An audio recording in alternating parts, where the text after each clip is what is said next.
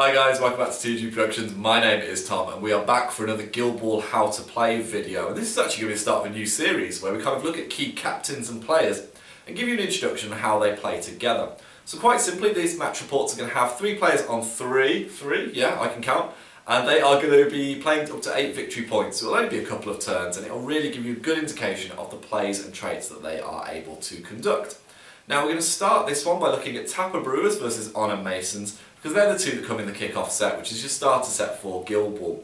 And basically we're going to talk through their key plays, show you how they interact with each other from Brick's counter charge to Spigot's kind of flawed trait, and then just demonstrate how these play. And if you feel really confident, you can then move on to playing the 6-on-6 games with 12 VP, or somewhere over here, looking at our feature match reports, where we've actually got one with the Brewers and Masons playing each other.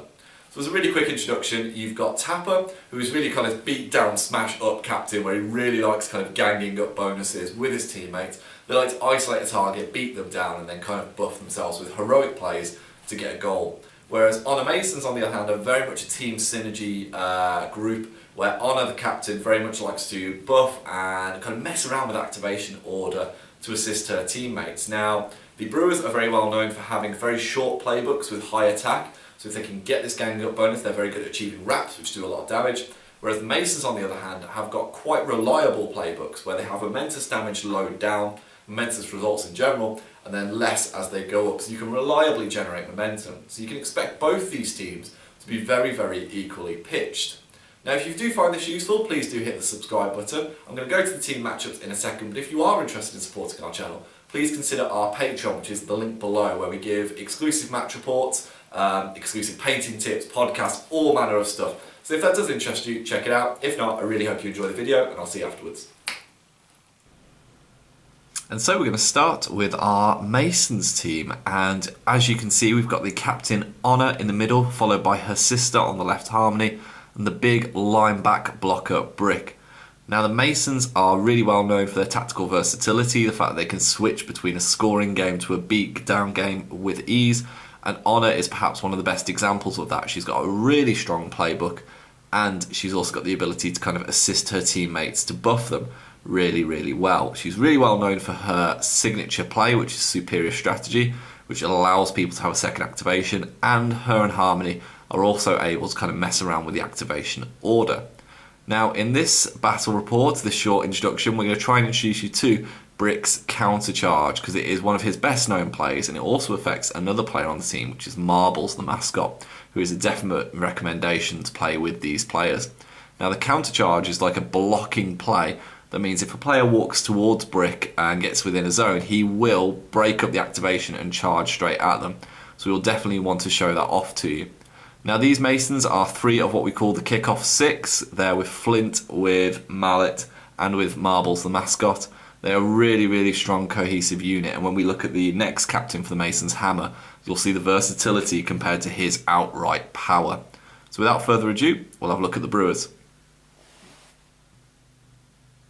And here is Tapper with his selected Brewers. So this is what is often referred to as kind of the core team for Tapper.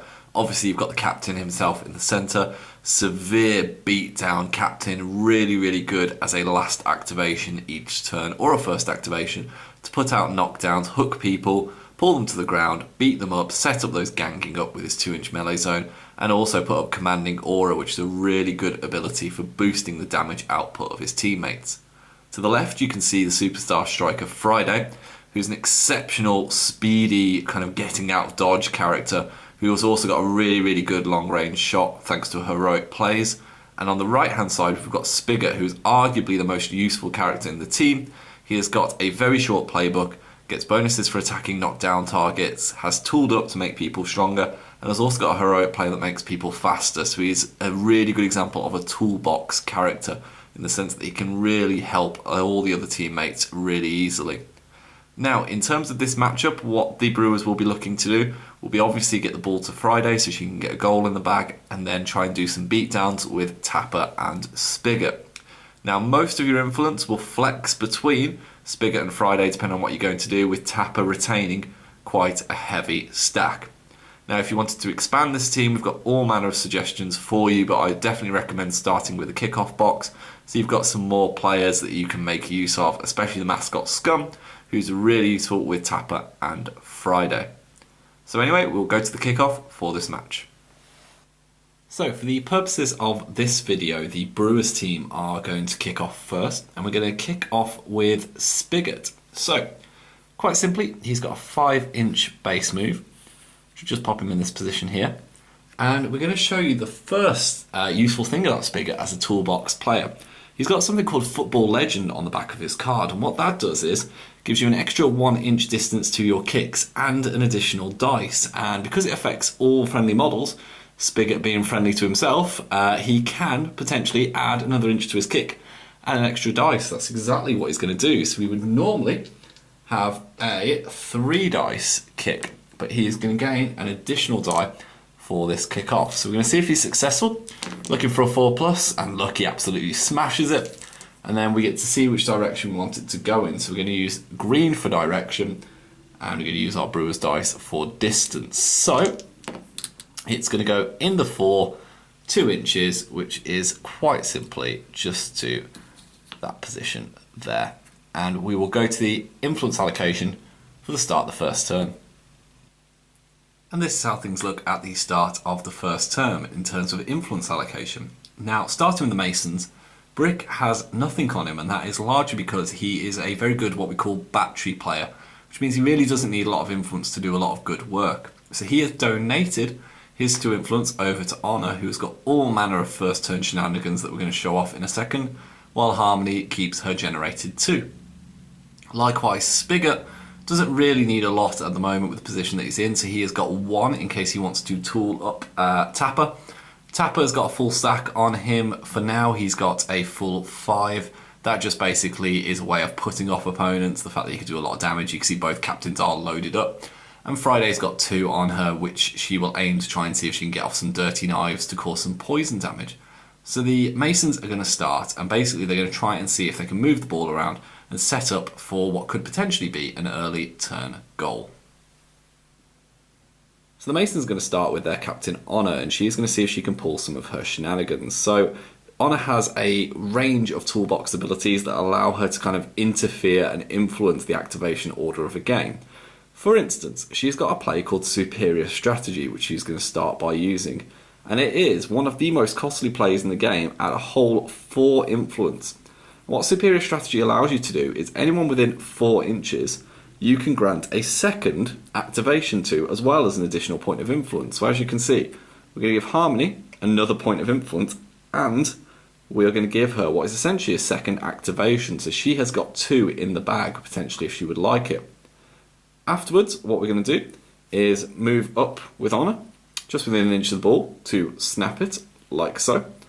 And because we are comfortably within our 6-inch kicking range, we are going to kick it to our sister. So, Honor has got quite a reliable kick at 4 dice. She needs a 4+ to be successful. And she gets lucky, got a 6 there. So the ball will make its way to Harmony and also generate the Masons a point of momentum. Now, Honor can potentially just let that move on, but what she's going to do is then trigger an ability on the back of her card, which is called Linked. And what Linked allows Honor and the Masons to do is again manipulate that activation order, and it allows Harmony, as her sister, to push ahead of the queue and take her next available activation straight away without the Brewers getting a response. And this is really useful in early turn activations after turn 2, where you can have both sisters pour a lot of influence and a lot of damage into a target. But for this one, it will just allow us to explain some of Harmony's abilities when she's near to her sister. So here we are then, we've got Harmony going ahead straight away, and because she is starting this activation within 8 inches of Honor, she gets to take her big sister's tack and kick values, which makes her a lot stronger. So I'm just going to put in an edited version of the card on screen whenever she is using this family trait, just so you can see what her stats become. But she gains that 6 tack and that 4-6 kick, which is really valuable. Now, Harmony, as we know, is under the Superior Strategy ability, so actually she's got 2 activations to play with. So it'd be really silly to kind of use all of her abilities straight away when we can see how the turn unfolds. So Harmony is going to use her first of 2 activations, quite simply just to make a 6-inch base move up to this position here. And what she's looking to do, hopefully, is make a run on goal using her 3 influence when she has her second activation, depending on how the pitch plays out. So the Brewers have just kind of seen the Masons already break the game, but now they get to have their first activation. And we are going to go over to Friday. Okay, so over to Friday, and she is definitely not keen at seeing the Masons already racing down towards her end of the pitch. So, to start the activation, because she is really tricky, she gets to use something called Shadow-like, which is basically a free 2-inch dodge straight forward. Now, this affects Friday, whether she is knocked down, whether she is in a crowd of players, no matter what, she can make a 2-inch dodge if she can fit somewhere right at the start of her activation. It's really useful for getting her out of trouble. So after that, she has got her base move that she can still make, and she is quite simply just going to move herself just to this position here, and then she's going to use one of her character plays, or her own character play, which is called Dirty Knives. So it is an 8-inch range character play, and you might have seen this in our demo game with the Butchers and the Fish. It's basically an opportunity to do some damage and weaken the defense of an opponent while also poisoning them. So we have got 2 influence that we need to spend, and we're going to roll 2 dice. Now Harmony is very tricky to hit. We'll need to hit her on 5s, but we'll see what Friday can do. And we do not get it. We get a 4 and a 3. So unfortunately that influence has been wasted, but we've got Friday in a decent position to potentially counter-attack next turn. So we'll go back to the Masons, and Brick is going to move forward now, the main blocker of the team. So as mentioned, we are moving on to Brick, who is basically like the deterrent of the Masons team because of something called counter charge, which means that anyone who walks within a 6-inch range of him will potentially, if the Masons player chooses, incur a charge from Brick. It's like an out of activations Masons charge, and it really does put people off because Brick has got some fantastic abilities. He's got a knockdown on his playbook, and he's got something called knock back. So say if someone's coming to attack one of your players, Brick could barrel in like a linebacker, push them away and knock them down. So to get ahead and to kind of get into a decent position, he's going to make his 4-inch base move just to that position there, so he's in cover just in case anyone comes for him. And as you can see now, he's got potentially a 6-inch bubble around him, which is a deterrent to put people off just in case they make the mistake of walking into him. And we'll show you how that works in a second. Okay, so we're over to Spigot, and I've just popped a little proxy base underneath him just so I can demonstrate 2 ways that this could happen with the counter charge. So just as a demonstration, let's say for example Spigot does want to move forward, and he does want to move within range of Brick. Now there are 2 ways to avoid the counter charge. The first one is to simply don't go within the bubble, and the second one is to actually move up and engage Brick, or have him engage you, so that he is unable to charge because he's tied up in combat. However, let's say Spigot can't do that because he's got more than his 5-inch move and 1-inch melee zone away. Let's say if he does just want to walk to this position here, which is within Brick's counter charge range. Now what would happen here as the Brewers player is you would stop, and the Masons player would then take over if they elected to choose their charge. Now for the Masons it's very much a choice of when to trigger the counter charge, because some people will try and bait you into it. But let's say the Masons player does want to take it and they want to go in, they can go anywhere up to 6 inches to get hold of Spigot, but obviously Brick can charge 6 and he's got a 2-inch melee range, but they have to enter that 6 inches. So let's say Brick does choose to charge and he goes to this position here, so he's within his 2-inch melee range but outside of Spigot's 1. Now this functions just like any other charge, so if the Brewers had any momentum, Spigot could take a defensive stance, he could even counter-attack, but because this is the first turn, nothing of those are available. So we would just literally roll as if Brick had charged with 2 influence. We'd have 5 base attack, we'd have 4 for charging, and we'd be aiming to hit Spigot on 3s and 1s. So we'll just roll those dice, take these misses away, 1 away for the armor would leave us with 4. And this counter charge does generate momentum, it does generate all the playbook results, so we could potentially, in this case, take the momentous knockdown, to gain a point of momentum for the Masons, and we could push Spigot back an inch and advance an inch thanks to the knockback rule on the back of Brick's card. However, we're not going to do that. We're going to take a sensible route. We're going to completely avoid the counter charge. So if I just put our players back to where they were, just this position here, Spigot is not daft enough to incur that damage. He doesn't want to go anywhere near it.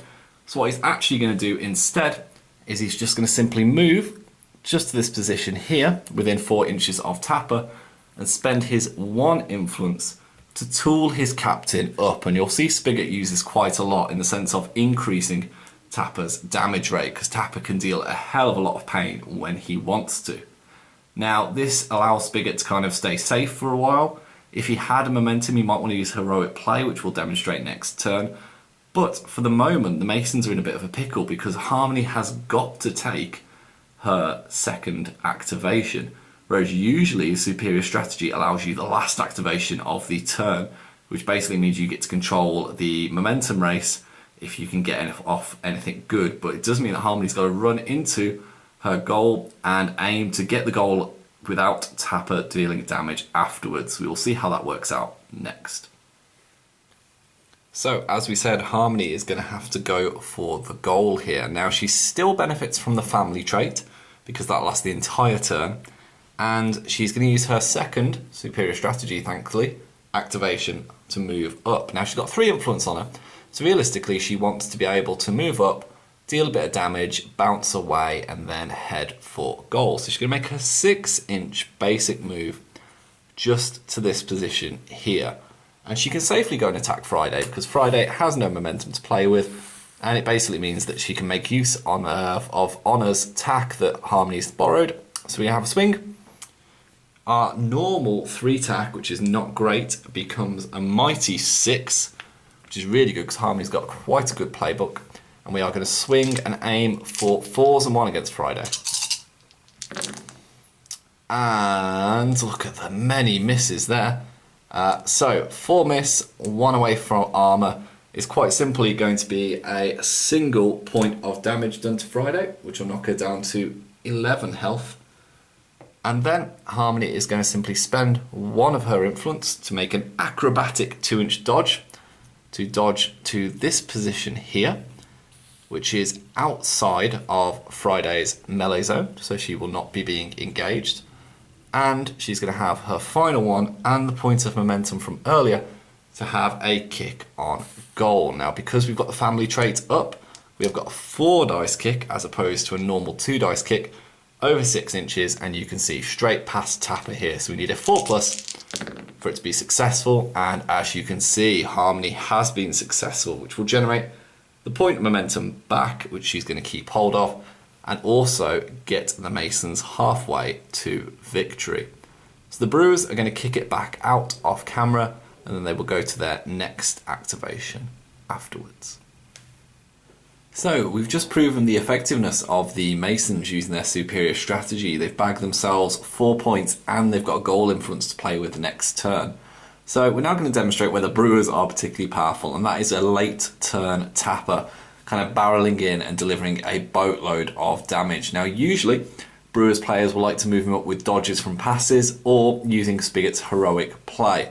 But quite simply, Tapper is going to move his 5-inch base move just to engage Harmony here. Now he is tooled up and he's got 5 rounds of attacks to play with, needing to do 10 HP of damage. So Tapper doesn't really have momentous damage low down, so what he always looks to do is knock down or push someone into favourable ganking up positions, get off his commanding aura if he's lucky, but we'll deal with that later, and then basically see if he can rack up some damage. So Harmony is still very tricky to hit, so we're going to have a round of attacks. We have got 6 attack basic, and we are aiming to hit her on 5s. Now remember, we're tooled up from Spigot, so we're on +1 damage. So, oh, what a roll, there we go. We've got 4 hits there from Tapper, and he just completely ignores what I've just said, because he's going to have the option here of doing a commanding aura or 3 momentous damage. Now, for the sake of demonstrating how this ability works, we're going to put up the commanding aura. And basically, this is a 4-inch bubble, around Tapper that gives everybody nearby +1 attack and +1 damage. That also includes Tapper. So Tapper is on +2 damage to his attacks now, and he gets a bonus die for his troubles. So watch the dice go badly here, but we'll see how he does. So we're after 5 pluses again. And typical, there we go, 1 successful hit out of all of those. However, that 1 damage on Tapper's first column will become 3 damage to Harmony. So you can see very quickly, Commanding Aura very powerful, and that puts her down to 7. Go swing again with Tapper. And it's not the end of the world if Tapper doesn't kill Harmony, because it puts the Masons in a very difficult position at the start of the next turn. So we're after 5s again, and there are 2 hits this time, which Tapper could choose to do either 2 damage or the Momentous Knockdown. Now typically he would like his Momentous Knockdown, but in this scenario he's going to take the 2 damage, which will go up to 4 thanks to Tooled Up and Commanding Aura, which leaves Harmony on 3 health, which basically guarantees her death. So he's going to swing again, and as long as Tapper can get hits, he's fine. And we manage 3 successful hits that time. Very good from Tapper. And what he's going to do is take the momentous result of the Momentous Knockdown, just to get the Brewers on par with the Masons for momentum. Get my words up. And he's got 1 final round of attacks, and all he needs to do here is connect with one of these on a 4+ now, because Harmony's defense is reduced, and he will get the killing blow. So let's have a look. And we do get our 4 pluses. We get 3 successful hits there. So Tapper will take the non-momentous 2, which will go up to 4, which will be the takeout for 2 points to the Brewers, point of momentum, and will remove Harmony from the playing field. And you can see Tapper's abilities there. He is a very good beatdown damaging captain, and what that basically means is that now for the roll off for the next turn, we have got pretty much a 50-50-ish even chance. We've just got a slight advantage to the Brewers. So we're going to roll the dice. The Masons are on 1 momentum and the Brewers are on 2. So the Masons win the roll off with 6 and the Brewers with a 1, and I think the Masons are going to have to elect to go first here just to see if they can get themselves back into it. So we will go to the turn 2 allocation next. And this is how the pitch looks at the start of the second turn. You can see Harmony has made her way back on in the corner and is making use of that goal influence that the Masons earned. Now we've got 4 on Honour, because she's now within range to kind of get stuck in herself and is not too bad a damage dealer with a fantastic kind of dodging playbook. A maximum of 3 on Brick available, because again for charging. As we saw at the end of the last turn, the ball did come out to Spigot, so he's got a couple on him to be able to move it around. Ideally looking to move it up to Friday for a goal effort, and the machine Tapper has again got his 4 ready to go, and we might see if we can get off his heroic play and show you how that works next. So the Masons did win the roll off and they did elect to go first, so we're going to see Brick in action with a proper charge this time, seeing as we negated his defensive counter charge last time. So we'll see how he gets on next. So here we are at the top of the second turn, and we're going to see the big men go at it. So Brick is going to spend 2 of his influence to charge in. Now a lot of Masons players do tend to sit on their counter charge a little bit too long, and it is kind of important to know when to move Brick in and when to leave him there as a defensive bubble. And realistically, the Masons aren't gaining too much here because Tapper could easily get to Brick first. So Brick's going to try and take the initiative to him. So he's got a 6-inch charge with a 2-inch melee range to get into this position here. We have 5 dice base plus 4 for the charge, aiming to hit the relatively simple to hit Brewers on 3 and 1, but Tapper and Brick for that point have tough hides, so they will reduce each damage result by 1. So we'll see how we get on. 3 pluses we're after,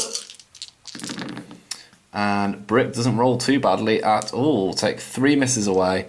Then we take the 1 for armour, and we have 5 successful results, which is Brick's entire playbook. So what Brick is going to do is he's going to take his concussion ability along with 3 damage to Tapper. So first things first, that 3 damage will go down to 2. because of Tapper's Tough Hide, which will reduce him to 16 health. Then the concussion ability is fantastically useful. It can simply take away an influence from the model that they are attacking. And the Brewers have got a player called Pint Pot who has this ability as well, and he is phenomenal for barreling in. But that is really useful because it reduces Tapper's effectiveness. There's not much Tapper can do about it. Now, on top of this, what we're simply going to do is we're going to use Brick's knockback ability. Now, what this allows us to do is knock Tapper an inch backwards, and we can choose if we would like to follow up with another inch dodge forward ourselves. And obviously, we are. So we're just going to move in so that we're back within our melee range with that 1 inch move. And we're going to have a second round of attacks. So we're still hitting Tapper on 3s with the 1 armor, but we've got our base 5 attack now. So 3s and 1, and we have 1 miss, 1 away from armor, is 3 successful hits, and Brick is going to take one of his favourite plays, which is the momentous knockdown.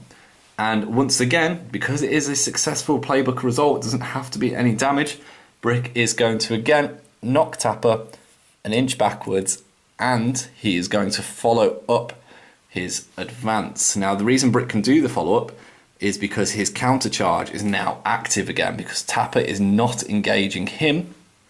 So Brick could counter charge either Spigot or Friday if they're foolish enough to run past him and not deal with him first. So that is a really successful charge there from Brick, pushing them back like the linebacker that he is, generating a point of momentum and also keeping the girls safe. So we'll go back to the Brewers and see how they respond.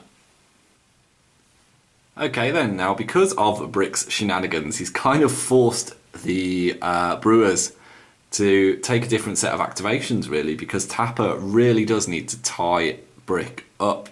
So we're going to have to go with him next, and obviously we've got less influence to do with now. We've been slightly concussed and he's had to kind of wring the cobwebs out of his ears.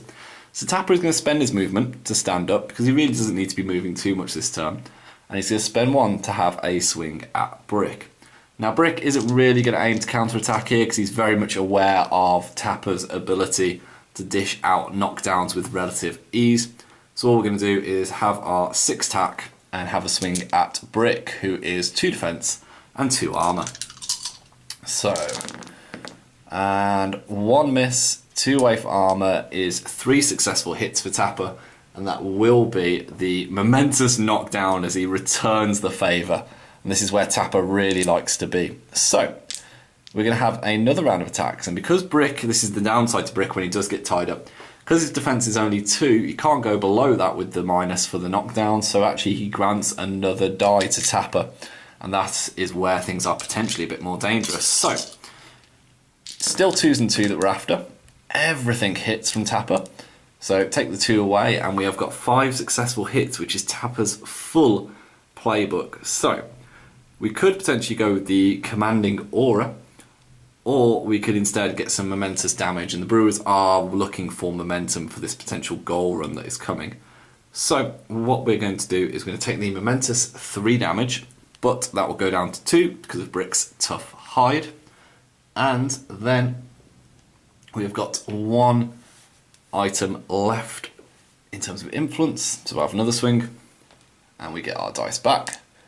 So 6 base, plus the 1, and what Tapper is going to do is just have another swing, and 1 miss, 2 away for armor, is 4 hits, and that is yet again going to be the momentous 3, which will go down to 2, but the Masons are now losing the momentum battle.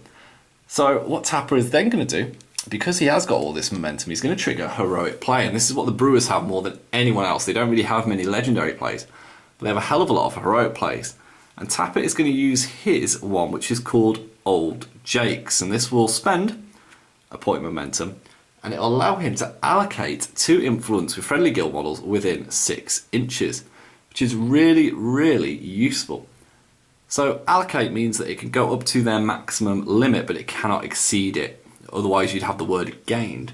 So what Tapper is simply going to do, is going to give each of his friends a point of influence for them to make use of, which should give Friday and Spigot the ability to have far more damaging activations. So we're going to see how the Masons respond next.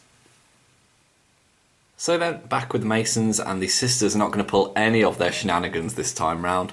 Harmony is going to go next. She does start within 8 inches of honour, so she will gain the family trait to gain her tack and her kick. And then she's simply going to spend her influence to have a sprint just to this position here within the cover. Unfortunately, unable to do too much in terms of damage, but there is still that 4 influence there sat on honour that if the Brewers manage to get a goal or something, they could always give Harmony a second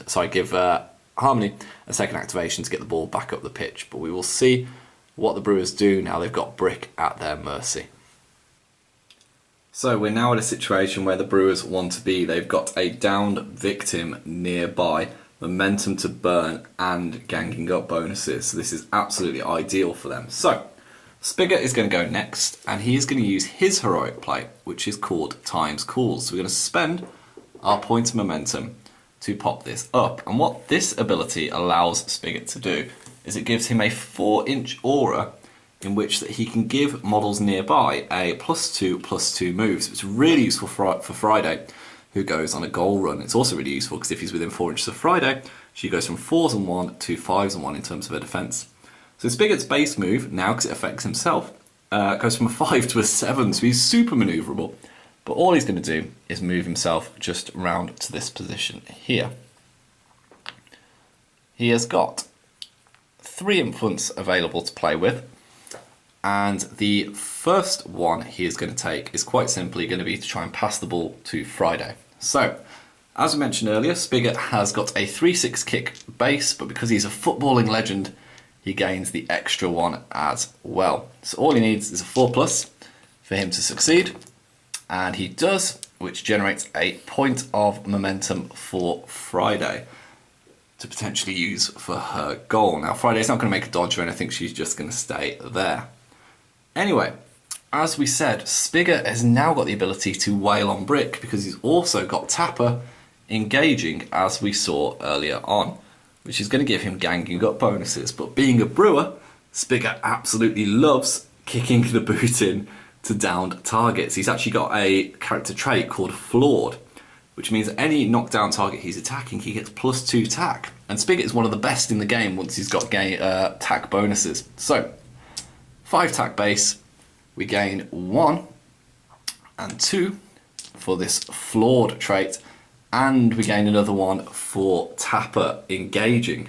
And Spigot's only got a very short playbook, so this could be very highly damaging. And let's not forget as well, we get another die because Brick's defense cannot go below 2, and he is knocked down. So we've got 1, 2, 3, 4, 5, 6, 7, 8, 9 dice with a playbook only 4 long. So this could be massively damaging. So we'll just take this influence away.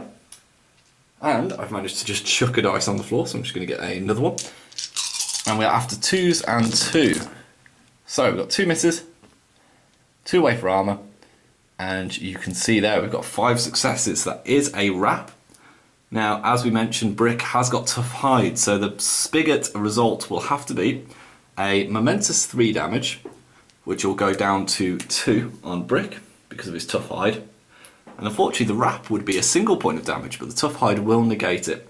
So unfortunately for Spigot, those 2 misses have burned him a little bit, but he has got another round of attacks to go. And Brick is on 13 health, so he's not feeling particularly healthy. So we've got our 5 base, +2 for Flawed, +1 for Tapper, +1 for Brick's defense. And we are again after 2s and 2. And that is much better. No misses, so we take the 2 away for armour. We've got 1, 2, 3, 4, 5, 6, 7 successes. So we've got a playbook that is 4 long, and then the wrap is going to be 3 results. So Spigot is going to select a momentous 3, which again will go down to 2 because of Brick's Tough Hide, which will knock Brick down to 11 health. And then Spigot will take the non-momentous 2, which will go down to 1, which leaves Brick only on 10 health. So he's not feeling particularly nice, the big man. And you can see there the damage that Spigot can chuck out when he's attacking a flawed target. So I think Brick is probably going to need his captain to come and bail him out next. And so it seems that the Masons captain is going to have to come and save the day. So Honor has got an absolutely fantastic playbook, which we'll see at play here. Now, as with all the Masons, they've got very momentous damage results quite low down, which is very reliable. However, further up, they are non-momentous, but also spike quite well. But we're aiming for very low result here as we charge at Spigot. We're going to hope for 2 successful hits, which would be a 1 damage double dodge. So, Honor is going to spend 2 of her influence to have a charge at Spigot, just along this pathway here. Now, Spigot knows what is coming, so he is going to spend a point of momentum to take a defensive stance, just to make this a little bit more difficult. Honor has got 6 tack base, plus 4 for the charge, and she will need to hit Spigot on 4s and 1 now, because his 3s and 1 will go to 4s for the defensive stance. So, see how she does. And that's an awful lot of 1s, but if we take away the misses, dun, dun, dun, dun, dun, and that one there, and we take 1 away for armor, we are very fortunate to get the 2 successful hits. And what that will do is give Honor a point of momentum and allow her to do 1 damage to Spigot and make a 2-inch dodge. So, she's effectively bouncing off Spigot so that she can engage Friday. Now, with 2 left, what Honor is hoping to do here, realistically, is steal the ball and knock it back to Harmony and kind of like regroup as she would hope. So, she's going to attack Friday. We've got 1, 2, 3, 4, 5, 6 tack base, and we're aiming to hit 5s and 1 against Friday because she is within 4 inches of Spigot, so she gets her defensive support ability. Now, Friday could counterattack here if she elected, but she's still got an activation to go, so she's just going to see if Honor is able to roll high enough. And actually, Honor is going to spend a point of momentum to bonus time of this attempt, so we'll see how she does. 5s and 1. And look at that, there we go, spikes the dice roll, so 3 misses away. 1 for armor is 3 successful hits. Now, Honor has got all of her momentous results she could pick here, but quite simply, she is going to pick, take this away, the momentous tackle result to take the ball away from Friday. And as we said, Honor is within 6 inches of Harmony, so Honor is going to attempt to kick the ball with her last one back to her sister. Now, Honor has a kick of 4 dice, but because she's been engaged by Friday, she will lose 1. So we're hoping off 3 dice we can get a 4+ to get it to Harmony. And we do, phenomenally successful there by Honor. Also generates a point of momentum and takes the ball out of Friday's grasp, which is super useful for the Masons. So we're going to see how the frustrated Friday deals with that next. And we go over to the Brewers' superstar striker, who is not impressed with having the ball stolen away from her glorious goal run. So as we said last turn, Friday gets to make a free shadow-like dodge, which is super convenient for her because it'll take her outside of Honor's melee zone. That's absolutely free. Friday is within 4 inches of Spigot, so she's going to spend 2 of her influence to charge at Harmony with a 10-inch charge, ridiculous charge range, just to this position here. Now, Harmony is going to use her common sense, and she is going to take a defensive stance by spending a point of momentum. So, Friday has got 4 for the charge. 4 base, 4 for the charge, take 1 away for cover. However, what Friday is going to do is spend a point of momentum to gain a die back because she needs a 6+ here to be successful. So we'll see how she does, see if she can get that momentous tackle result. And, oh, look at that, all these dice. Unfortunately, 1 success, which will give Friday the momentous tackle result, which steals the ball away for Harmony. Now, Friday, being the superstar striker she is now going to spend her final point of influence and her momentum in a second to go for goal, but before she does that, she's going to spend a point of momentum to trigger her heroic play, which is absolutely fantastic. It's called I Shoot Better After a Beer. And what it does is it makes her have a 10-inch kick, which is frankly ridiculous, and gives her an extra die. So she goes to a 4-10 kick, and as you can see, if we just put the template down, she is comfortably within shooting range. So, as we said, she's going to spend a point of influence and a point of momentum to go for the shot. So she would have 3 dice base, plus 1 for her heroic play. However, she would lose 1 because Harmony is engaging her. So, to see if we can guarantee this goal, we're going to spend another point of momentum, which brings us back down to level pegging to gain another die. And what we need here is a 4+. And Friday absolutely smashes it in, gets the point of momentum, buries the ball in the Masons' goal, and brings the Brewers up to 6 points. They are simply within a takeout of victory. So what we're going to do is kick the ball back out after this, and we are going to end the turn. So quite simply, the Brewers are on 2 momentum, the Masons are on 1. So the Brewers have won the roll-off, and they are going to elect to go first to see if they can get that final takeout. And this is how things look going into what will surely be the final turn with turn 3. You can see the ball has just landed just at the top of your screen there, over the top of the wall. And essentially the Brewers are going all out for pain here. Now mathematically, Spigot is probably the best man to finish off Brick with the damage. So he has had his full allocation of 4 influence. Tapper's there as a reserve with his full allocation of 5, and nothing is on Friday. She's already finished her job. She's saluting the crowd and celebrating in anticipation. Now, just in case that doesn't work out, Honor has got 4 influence ready to go.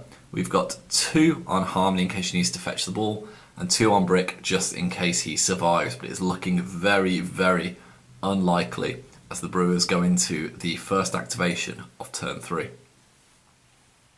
So here we go then. Can Spigot get the killing blow on Brick? He's going to spend 1 of his influence to have a round of attacks. So, as we said, he's got 5 tap base. He gets 2 when he's attacking a down target because of his flawed trait. He gets 1 for Tapper being engaging Brick, and we also get 1 because Brick's defense cannot go lower than 2. We're after 2 defense with 2 armor. So let's see how we do. We have 1 miss, and we take 2 away for armor, is a grand total of 6 successful hits, which is a wrap for Spigot. He is going to take his momentous 3, which will go down to 2 on Brick, and then on the wrap, he is going to take 2 non-momentous damage, which will go down to 1 for Brick. So that is already hefty damage done to the big man. We're going to swing again with the same dice.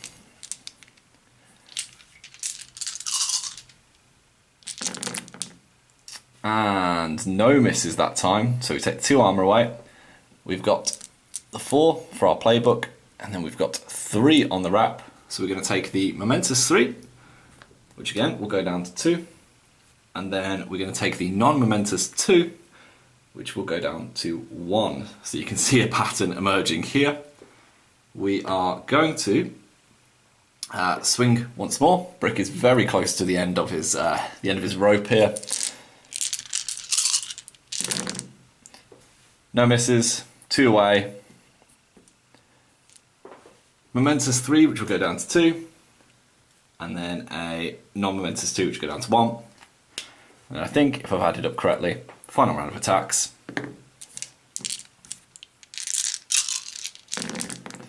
And 1, 2 away. It's going to be that momentous 3, which will take Brick out.